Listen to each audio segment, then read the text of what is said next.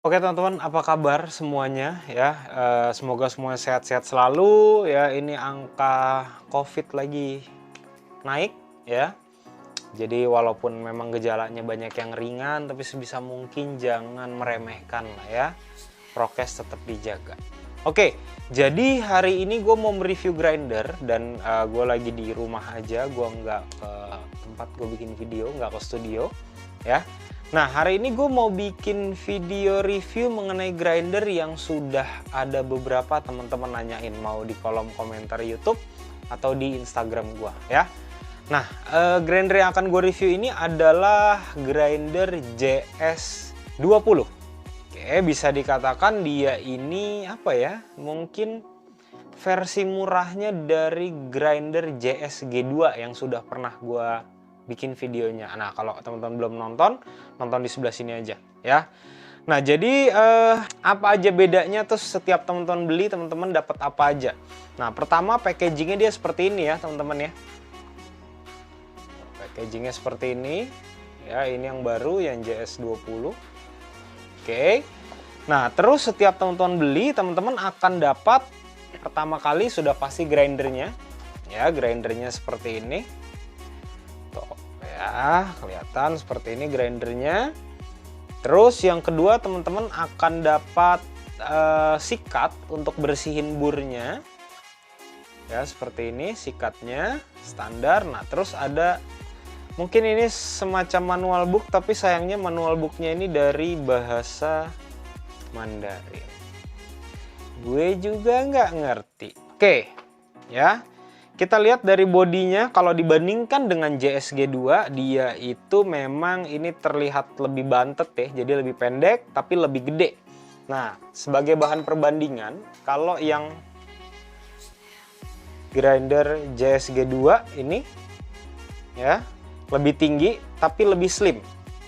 Nah, kalau yang JS20 dia lebih pendek tapi lebih lebar. Jadi menurut gua, kalau gue pribadi ya, genggamannya gue lebih suka yang ini.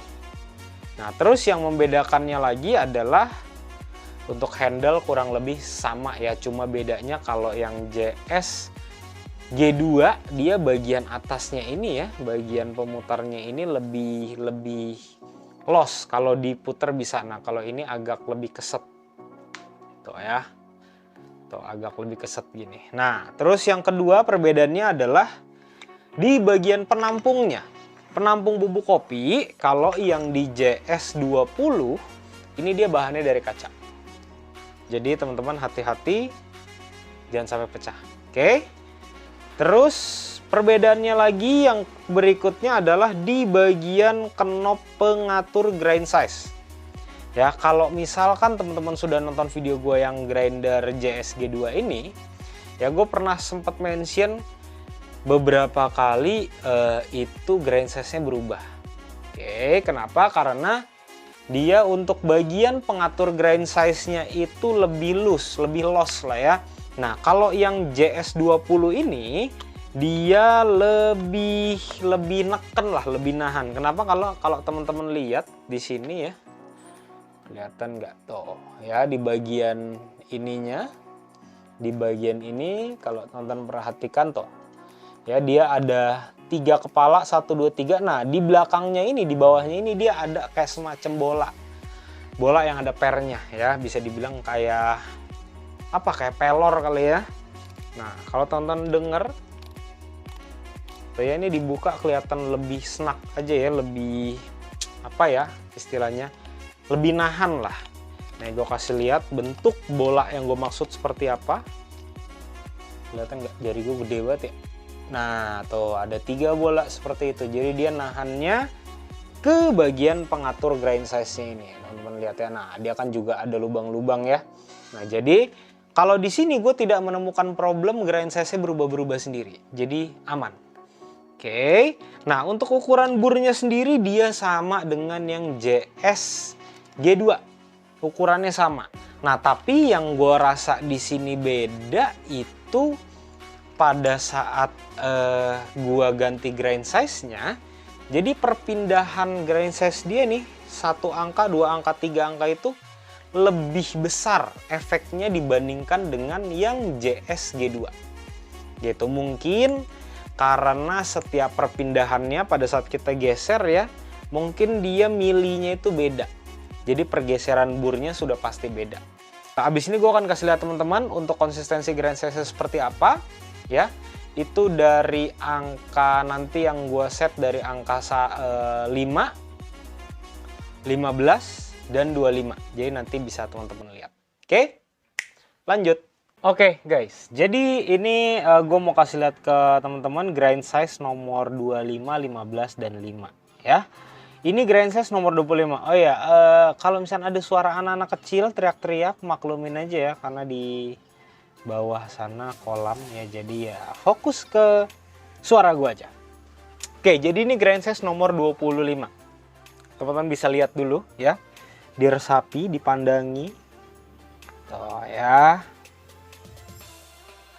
nomor 25 seperti ini. Tuh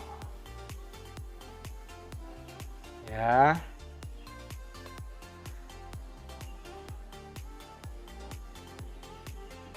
tuh ya. Oke. Nah, di sini memang masih terlihat ya, ada boulders yang besar, terus ada yang kecil-kecil ya. Ya, seperti inilah adanya. Ya kan? Ini nomor 25. Tuh, teman-teman lihat ya. Kita lihat di bagian sininya deh. Tuh. Ya. Tuh, jadi di sini memang masih ada kelihatan yang ini boulders besar, terus masih ada yang kecil-kecil ya. Oke, nomor 25 seperti ini. Tuh. Ya. Terakhir silahkan dipandangin. Ini nomor 25. Seperti ini. Oke, nextnya gue akan kasih lihat ke teman-teman nomor 15. Hap. Tuh, ya ini nomor 15 nih. Menurut gue nomor 15-nya oke. Tuh. Ya. Ini biasanya nomor segini nih gue pakai kayak buat Kalita Wave gini-gini nih. Terus kayak buat Hario Mugen ya, gue pakai yang ini juga nih. Tuh ya, seperti ini. Tuh ya, teman-teman perhatikan seperti ini. Tuh ya, nih gue geser-geser biar fines-nya ada apa enggak. Nah, teman-teman lihat ya, ini gue pegang-pegang. Fines-nya masih ada tapi sedikit. Oke, seperti ini. Iya, tuh.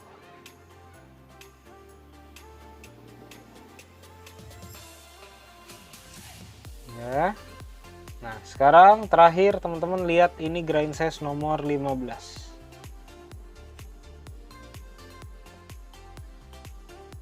Oke. Ini nomor 15. Ya. Terakhir grind size nomor 5. Iya. Nomor 5 seperti ini. Ya, teman-teman lihat ya, dia sampai sidik jari gua aja nempel ya. Kalau dipegang di tangan sih ya, ini halus ya. Ini pun even buat espresso masih terlalu halus kalau menurut gue ya. Tuh ya, lihat ya. Nempel semua fines-nya tuh. Tuh. Ya kan?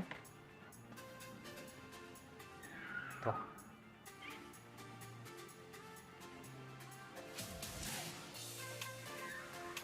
Ya, tuh.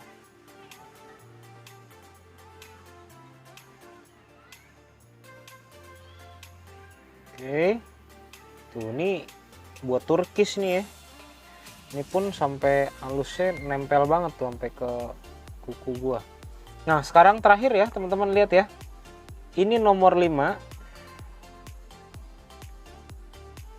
Oke, ini nomor 5.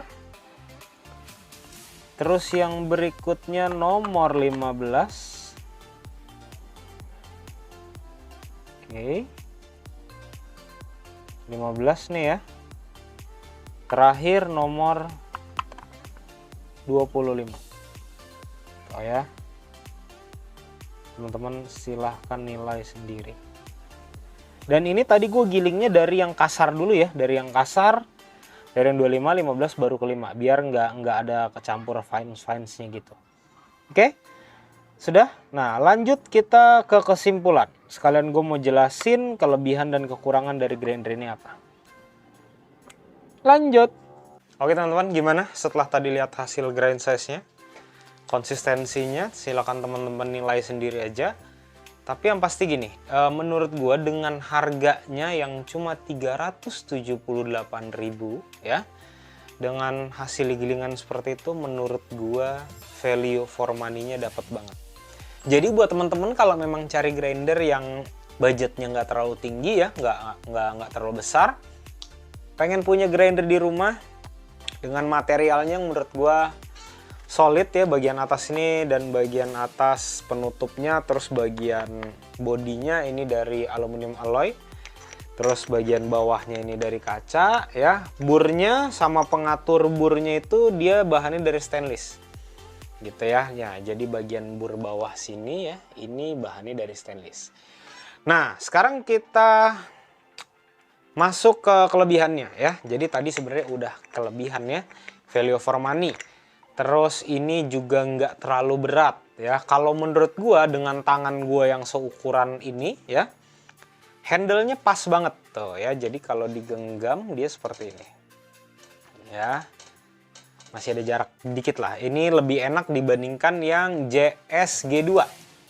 Gitu ya. Kalau yang JS-G2 menurut gua pegangannya terlalu licin. Gitu. Nah, terus yang berikutnya, dia ini menurut gue burnya sama dengan si JS-G2, yang mana kalau tidak salah bur ini ya, JS20 dengan JS-G2 itu teman-teman bisa pakai burnya Timor C2 kalau gue tidak salah ya. Jadi tinggal plug and play aja, nggak repot. Kalau teman-teman pengen ganti burnya, di sini ada 2 baut teman-teman kelihatan ya. Nah, itu tinggal teman-teman buka aja, langsung replace burnya. Nah, terus kelebihan yang berikutnya. Nah, kalau misalkan kita bandingkan konsistensi gilingan dengan si JS-G2, gue merasa grinder JS20 ini lebih konsisten. Mungkin karena alasannya gini. Yang kalau teman-teman sudah nonton videonya di grinder JS-G2 itu gue sempat mention, dia grind size-nya itu bisa berubah-berubah sendiri. Ya. Nah, sedangkan di grinder ini, grind size-nya itu tidak berubah-berubah. Jadi mungkin untuk pengatur grind size-nya itu lebih konsisten yang ini. Jadi dia nggak gerak-gerak. Karena tadi ya teman-teman sudah lihat dia ada tiga bola besi. Nah, sedangkan kan kalau yang di JS-G2 itu cuma kayak notch doang ya. Jadi kayak cuma garis-garis doang. Itu kelebihannya ya. Nah, sekarang ke kekurangannya. Kekurangannya menurut gue yang pertama kali kita udah benar-benar bisa lihat ya. Dia ini bahan penampung bubuk kopinya dari kaca. Oke. Dan ini untuk penggantinya tidak tersedia. Jadi penggantinya tidak dijual. Nah, menurut gue kalau misalkan teman-teman mau cari jar ini di marketplace mungkin ada ya. Gua nggak berani jamin ada. Menurut gua mungkin ada, tapi memang agak PR aja kalau sampai pecah. Jadi hati-hati jangan sampai pecah.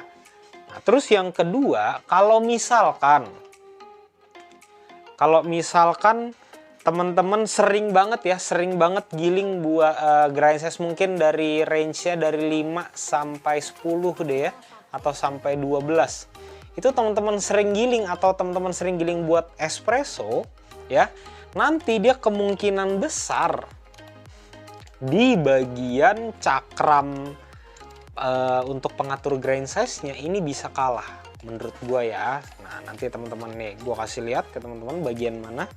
Teman-teman lihat ya. Tuh ya, dia sudah mulai kayak ada slack-nya dikit ya. Tuh, jadi buat teman-teman kalau memang hobi banget nih sama kopi-kopi yang Nordic style banget ya, yang light roast banget, menurut gue harus berhati-hati, harus sedikit berhati-hati. Karena takutnya nanti, apalagi teman-teman gilingnya cepet ya, gilingnya cepet banget, nah itu nanti takutnya dia untuk pengatur ininya slack. Walaupun kalau misalkan slack pun masih bisa dipakai sih, kenapa? Karena di bagian belakang sini ya, ada penahannya lagi tuh, ya kayak ada tonjolan. Nah gitu, cuma kan kalau slack, nanti pada saat mau ganti-ganti grind size-nya itu agak-agak keras gitu ya.